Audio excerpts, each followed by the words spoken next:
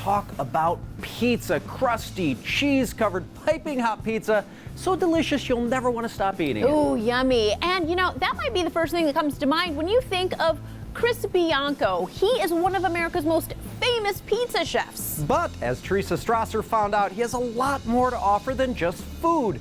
We're digging into a big slice of Chris Bianco's life advice. A show on Netflix called Chef's Table Pizza features the world's best pizza makers. Bar, please. One of them is James Beard Award-winning chef Chris Bianco, who has restaurants in Phoenix and Los Angeles. I did fall in love with it. Not so much the sum, but the parts of pizza, the people, the farmers. Bianco was one of the first chefs to create artisanal pizza, like his famous Rosa, topped with red onion, rosemary, and I found some great pistachios. who knew nuts could be life-changing? We sat down with him to hear lessons from his flavorful life.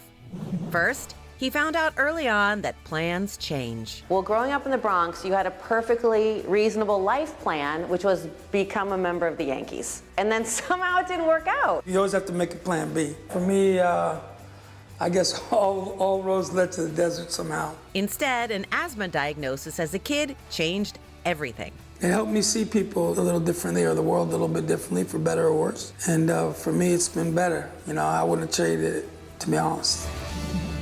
Next, he believes everybody belongs at the table. No matter how old we are, we want to kind of bring something to the table. From a metaphor sense, yeah, food's the easy thing, but everyone, someone that, you know, brings the lights or the music or the wine or the candles, I mean, it all plays a role. He says that while pizza helped him find his spot in the world, it's how you show up that makes a difference. I just want to offer kindness.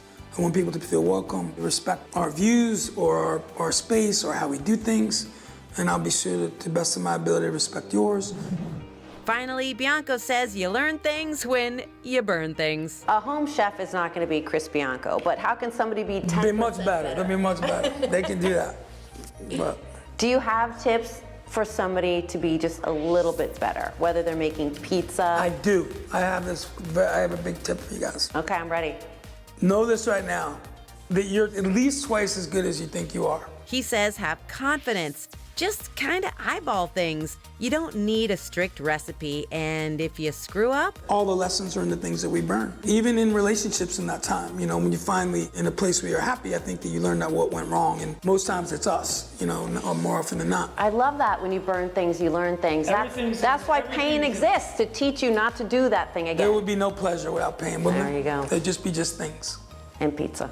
Always pizza.